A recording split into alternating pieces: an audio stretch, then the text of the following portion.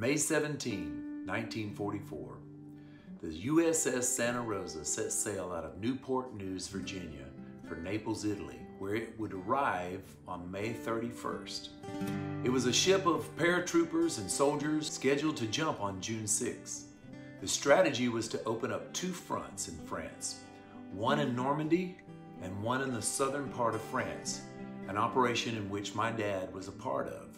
There were pros and cons to this strategy of opening up two fronts.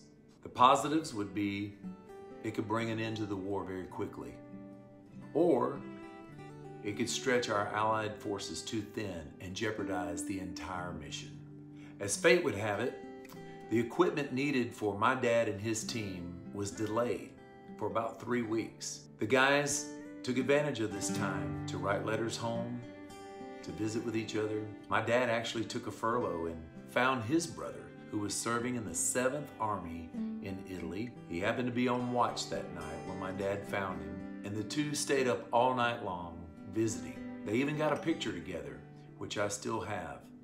It's a very important picture because this would be the last time the two of them ever got to see each other. Harold Mason Dean would go on to step on a mine in September, just a few short months after their reunion in Italy, where he would fatally be wounded. Harold Mason Dean is my namesake. My name is William Harold Dean, and I grew up as Harold Dean, named after my dad's brother.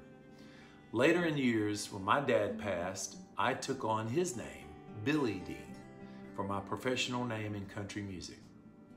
But the real Billy Dean, the real Billy the Kid, had a much different story than mine.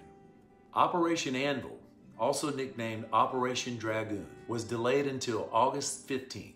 This gave the French paratroopers time to train and to join the Allied forces in taking back and liberating their own country. This is a letter my dad wrote to his sister on June the 9th, 1944, just 3 short days after Normandy. Dear Sis, just a few lines to let you hear from me. I'm getting along fine. I suppose the only trouble is you and home. Most of all right now, I guess you want to know of my whereabouts. I am in Sicily, just off from Italy. I was at one time within 50 or 100 miles of, and this is interesting, they took a razor blade and they cut out that part of the letter for security reasons, not to give away their exact location.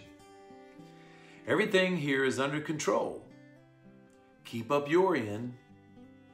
I was sorry to hear about you and your folks being sick. How about Herschel and Jimmy? Are they all okay? I hope so. And Maston? These were the names of some of my dad's other brothers, older brothers. Tell Uncle Jimmy, Jim, I said hello. That makes the old man feel good. He is just as proud of us as he can be. You can see his old eyes shine when we're with him. When I get back, his first birthday, I'm going to set him up. He isn't forgotten. Sis, this country is in an awful shape. People, whew, just be proud you're an American and you have brothers to keep it like it is. Sis, there's a girl that wants to write you. I don't know whether I shall or not. I will give you her address. I met her while I was in the States.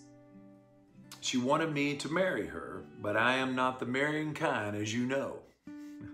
She's nice, but I just don't want to be married. She found that out. One thing, she's a doctor, and I don't like doctors.